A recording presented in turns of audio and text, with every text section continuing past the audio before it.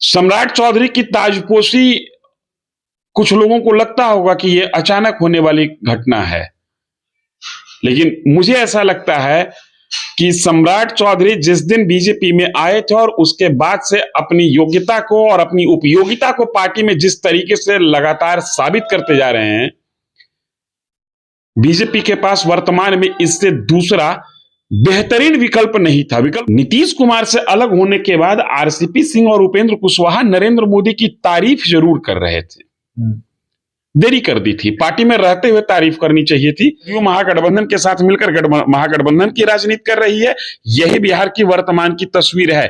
किसकी क्या उपयोगिता है, नहीं है, और कैसे उपयोगिता साबित होगी, ये 2024 और 25 नजदीक आने दीजिए। नमस्कार, आप देख रहे हैं 4 PM बिहार और मैं हूं अभिषेक मिश्रा। सम्राट चौधरी बिहार भाजपा के प्रदेश अध्यक्ष बनाए गए हैं और उनके प्रदेश अध्यक्ष बनाए जाने के साथ ही कई सवालों पर चर्चा बिहार के राजनीतिक गलियारों में हो रही है, बिहार के चौक चौराहों पर हो रही है। सम्राट चौधरी से जुड़े कुछ सवालों पर हम बातचीत करेंगे, उस पर हम भी चर्चा करेंगे। हमारे साथ बिहार के जाने माने पत्रकार धीरेन्द्र सर हैं और सर से हम समझने की कोशिश करेंगे जो वैसे कई सवालों पर चर्चा हो रही है और जिन सवालों पर चर्चा हो रही है सर आप जानते हैं, लेकिन मेरे जहन में जो सवाल है और खासकर जिस सवाल पर मैं बात करना चाहता हूं वो सवाल है कि भारतीय जनता पार्टी क्या अपने सम्राट के बूते ही आगे बढ़ना चाहती है?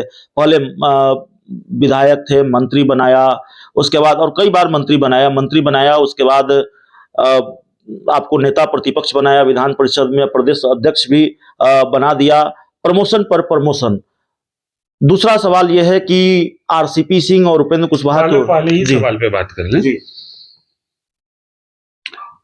मुझे ऐसा लगता है कि इतिहास से लेकर वर्तमान तक में सम्राट अशोक के बाद बिहार में कोई सम्राट नाम का व्यक्ति आगे आया है जिसके सम्राट बनने की संभावना ज्यादा है, प्रबल है।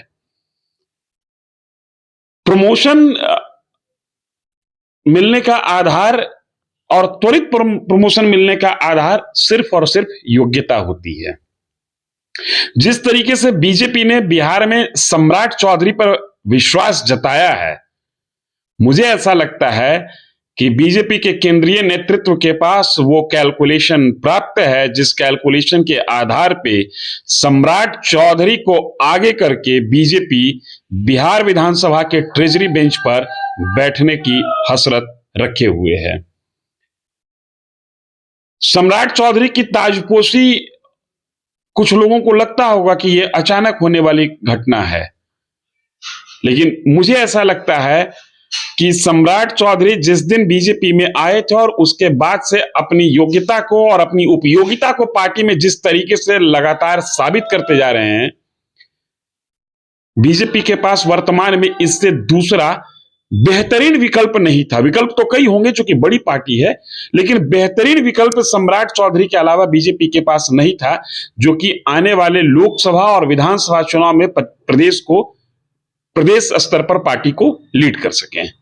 सवाल यह भी है कि क्या तब आरसीपी सिंह की उपयोगिता खत्म हो गई है, उनकी जरूरत बीजेपी को नहीं रही, उपेंद्र कुशवाहा की जरूरत बीजेपी को नहीं रही? आप तो लगातार इधर पत्रकारिता कर रहे हैं। आरसीपी सिंह और उपेंद्र कुशवाहा ने बीजेपी ज्वाइन किया है क्या?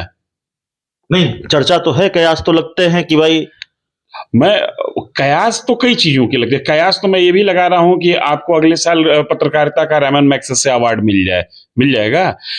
आरसीपी सिंह और उपेंद्र कुशवाहा ने पार्टी ज्वाइन नहीं किया है। हाँ, नीतीश कुमार से अलग होने के बाद आरसीपी सिंह और उपेंद्र कुशवाहा नरेंद्र मोदी की तारीफ जरूर कर रहे थे, देरी कर दी थी। पार्टी में रहते हुए तारीफ करनी चाहिए थी, जदयू में रहते हुए तारीफ करना चाहिए था, क्योंकि जो तारीफ के योग्य है उसका तारीफ होना चाहिए। लेकिन जहां तक आप कहना है कि उनकी उपयोगिता बीजेपी के लिए है या नहीं है, वो अपना स्वतंत्र राजनीति कर रहे हैं। उपेंद्र कुशवाहा ने कभी नहीं कहा कि मैं बीजेपी के लिए काम कर रहा हूं। उपेंद्र कुशवाहा ने यह भी नहीं कहा है कि मैं बीजेपी के साथ टाई अप करने जा रहा हूं, और उपेंद्र कुशवाहा ने यह भी नहीं कहा है कि मैं बीजेपी में मर्ज करने जा रहा हूं। उपेंद्र कुशवाहा ने सिर्फ यही कहा है कि राजनीति में संभावनाएं खत्म नहीं होती। राजनीति में न कोई अस्थाई दोस्त होता है और न कोई अस्थाई दुश्मन होता है। ये उपेंद्र कुशवाहा नहीं, अगर आप लालू प्रसाद यादव से भी भाजपा के मद में बात करेंगे और बृहद स्तर पर राजनीतिक तस्वीर के हिसाब से बात करेंगे तो वो भी कहेंगे कि राजनीति में कोई अस्थाई दोस्त। उपेंद्र कुशवाहा ने यह भी कहा है कि ये अलाइनमेंट का गुण हमने अपने बड़े भाई से ही सीखा है। इससे बड़ी बात क्या हो सकती है कि नीतीश कुमार, उपेंद्र कुशवाहा अगर जो बीजेपी के साथ टाई अप करना चाहते हैं तो क्यों न करना चाहे। नीतीश कुमार को आज बीजेपी दुश्मन नजर आने लगी, लेकिन नीतीश कुमार 1996-97 से बीजेपी के गलवहियां करते हुए चल रहे हैं। बीजेपी के साथ नीतीश कुमार ने सत्ता का सुख भोगा है।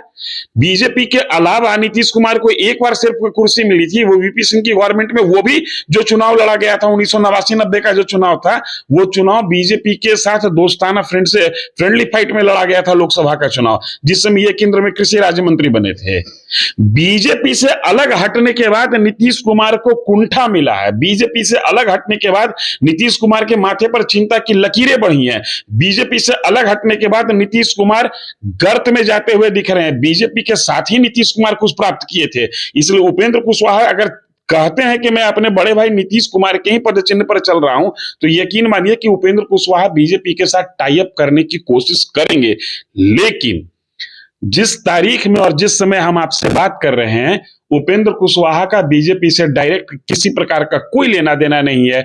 आरसीपी का बीजेपी से डायरेक्ट कोई लेना देना नहीं है। वो लोग अपना स्वतंत्र राजनीति कर रहे हैं, बीजेपी अपना स्वतंत्र राजनीति कर रही है, जदयू महागठबंधन के साथ मिलकर महागठबंधन की राजनीति कर रही है। यही बिहार की वर्तमान की तस्वीर है। किसकी क्या उपयोगिता है, नहीं है, और कैसे उपयोगिता साबित होगी, ये 2024 और 25 नजदीक आने दीजिए, धीरे धीरे तस्वीर साफ होगी। कौन किस भूमिका में रहेगा, इस बार हनुमान कौन होगा, अंगद कौन होंगे, विभीषण कौन होगा और लक्ष्मण कौन होंगे, ये चुनाव आने तक तस्वीर साफ हो जाएगी। पिछली बार हमने देखा था कि किसी नेता ने दावा किया था कि मैं हनुमान हूं। उसके पहले हमने देखा था कि किसी ने किसी को विभीषण कह दिया था। 2015 के चुनाव में जीतन राम मांझी को जदयू द्वारा विभीषण कहा गया था। तो एक चीज मुझे यह लग रहा है कि 2015 से लेकर 2019-20 तक में राम की कुर्सी अक्षुण्ण बनी हुई है। राम अपनी जगह पर मौजूद है। कोई विभीषण किसी को विभीषण कहा जा रहा है, कोई स्वयं को हनुमान कह रहा है। 2024-25 आने दीजिए, मुझे लगता है कि राम की कुर्सी इस बार भी अक्षुण्ण ही रहेगी। हाँ, विभीषण और हनुमान बनने की जो प्रक्रिया है उसमें हो सकता है कि थोड़ा बहुत बदलाव हो जाए। तो देखिए, हमारे साथ बिहार के जाने माने पत्रकार धीरेन्द्र सर थे, और सम्राट चौधरी के बीजेपी के प्रदेश अध्यक्ष बनाए जाने के बाद एनडीए का गणित क्या होगा, बिहार की राजनीति का गणित क्या होगा, उसको समझने की हम कोशिश कर रहे थे। इस बातचीत में इतना ही। बहुत बहुत धन्यवाद।